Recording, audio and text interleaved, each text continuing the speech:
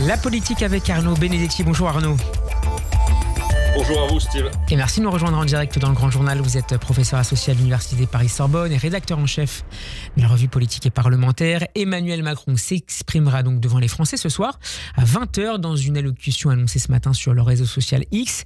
Une prise de parole sur la situation internationale à la veille d'un Conseil européen extraordinaire. Arnaud, quels devraient en être selon vous les objectifs ? Est-ce que le président considère qu'il faut d'urgence expliquer et montrer un cap aux Français dans la situation d'incertitude majeure ouverte par le rapprochement entre les États-Unis et la Russie? C'est ce qu'il semble en tout cas dire à partir de son annonce sur le réseau X, c'est-à-dire que l'on est rentré dans un monde incertain, mais on le savait déjà même avant l'altercation entre Vladimir Zelensky et Donald Trump ce vendredi dans le bureau ovale, et qu'il va vraisemblablement essayer de faire une analyse de la situation en peut-être fixant un certain nombre de buts à son action politique. C'est un moyen aussi pour le président de la République qui ne s'est pas exprimé devant les Français, si l'on fait exception bien évidemment des vœux du 31 décembre, oui, depuis le début décembre, c'est-à-dire la dernière fois qu'il s'est exprimé, c'est au moment où le gouvernement de Michel Barnier a été renversé par la censure. Ça prend en tout cas la forme d'une allocution officielle. Donc si ça prend la forme d'une allocution officielle, ça veut dire que le président de la République entend particulièrement solenniser ce moment. Quelques jours après un débat à l'Assemblée nationale.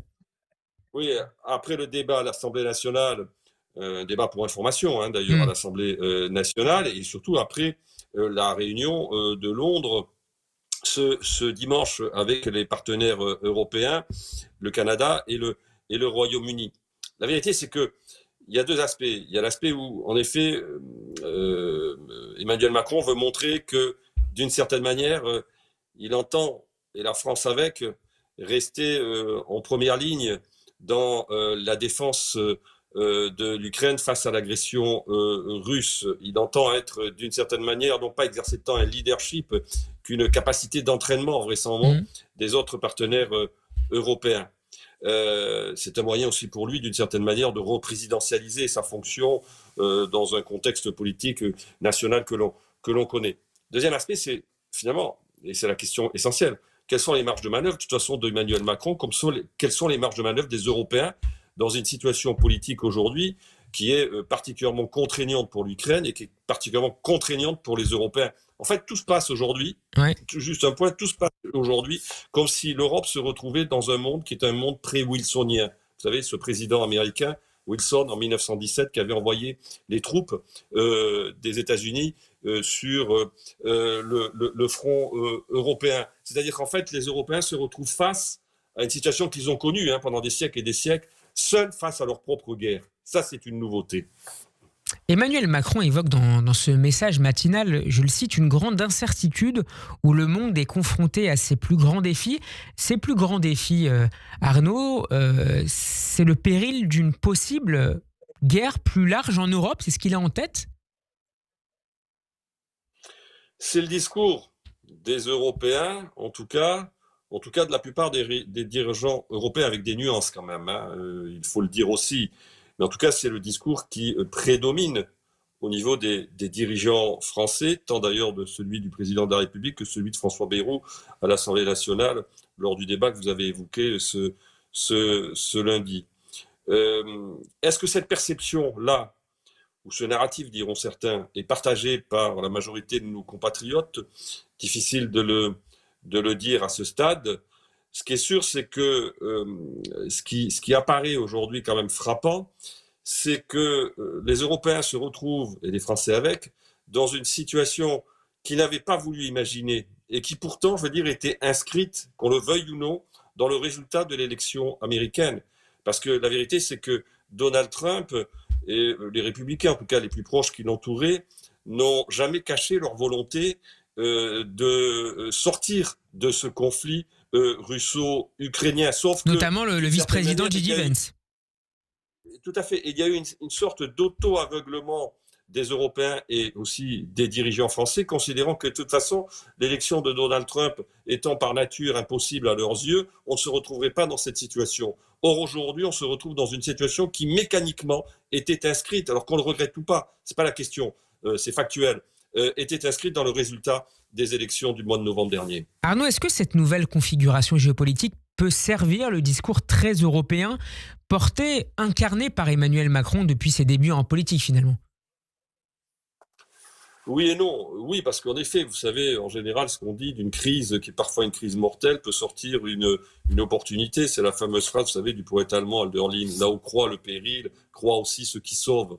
C'est peut-être, en tout cas, l'état d'esprit aujourd'hui d'Emmanuel Macron. La réalité, c'est que cette Europe-là, d'abord, n'a pas les compétences aujourd'hui objectives pour prendre un certain nombre de mesures qui, par exemple, renforceraient sa capacité de défense, mais aussi cette Europe-là est en difficulté, si vous voulez. Elle est en butte dans un certain nombre de pays, pas seulement en France, mais chez beaucoup de nos partenaires et voisins européens, à une contestation de non pas finalement peut-être tant de sa réalité en tant que telle historique, mais de son fonctionnement. Donc, il y a aussi cette difficulté-là, qui est la difficulté des dirigeants européens, c'est de rendre l'Europe à la fois plus accessible et vraisemblablement peut-être aussi plus démocratique, ce qui est quand même un vrai sujet quand on regarde par exemple l'ensemble des études d'opinion sur la question de la perception de l'Union européenne aujourd'hui en France et ailleurs. Je reste sur l'Europe, Arnaud. Ce réveil stratégique de l'Europe qu'appelle de ses voeux Emmanuel Macron, il passe nécessairement par un alignement solide des grandes capitales du continent, Berlin, Rome, Varsovie, Madrid et au-delà, bien sûr, Londres. N'est-ce pas là aussi un défi de haut vol de parvenir à une ligne commune face à Moscou et désormais également face aux États-Unis, Donald Trump, quand on voit par exemple les positions de l'Italie ces derniers mois, sous Giorgia Meloni? Oui, vous avez raison. C'est-à-dire, et d'ailleurs, qu'on voit que les positions d'Italie sont assez différentes dans la réaction que les Italiens ont eue vis-à-vis de l'altercation entre Trump et Zelensky, que de la façon dont, par exemple, les chancelleries ont réagi à Paris ou à Bonn, voire à Londres. Ils avaient une position plus modérée, même si on ne peut pas enlever à Madame Meloni le fait que, je veux dire, elle défend l'Ukraine depuis, en tout cas, son accession au poste de Premier ministre. Mais si vous voulez, c'est toute la difficulté de l'Europe, c'est que nous avons des histoires d'abord différentes, quand même, qu'on le veuille ou non, que nous avons un rapport, par exemple, à l'armée qui est extrêmement différent, et que tout ça pèse évidemment sur, ensuite, la possibilité de converger. Le vrai sujet aujourd'hui, quand même, qui se pose, parlons d'autonomie stratégique, c'est la question de la souveraineté. La vraie question, en fait, que Emmanuel Macron ne cesse pas d'ailleurs de mettre dans le débat public, c'est la question de la souveraineté stratégique de l'Europe. Et la question fondamentale, c'est de savoir est-ce que la souveraineté, ça se partage ou pas. On voit bien qu'en France, vous avez tout un courant politique qui est quand même puissant, qui conteste cette vision des choses. Quand le président de la République, à mon avis, d'ailleurs, de manière fort maladroite, compte tenu de l'objectif qu'il poursuit, c'est-à-dire plus d'intégration, notamment sur le plan de la défense, mais, si vous voulez, en avant la question de la dissuasion nucléaire. Du parapluie nucléaire européen. Il agite un chiffon rouge dont, in fine, les souverainistes vont se saisir pour justement contester les positions du président de la République. Merci beaucoup Arnaud Benedetti d'avoir été avec nous. Je rappelle le titre de votre dernier livre paru aux éditions Michel Lafon, Aux portes du pouvoir, RN, l'inéluctable victoire. On peut réécouter cet échange sur radioj.fr ainsi qu'en vidéo sur notre chaîne YouTube. Bon après-midi. Bon après-midi.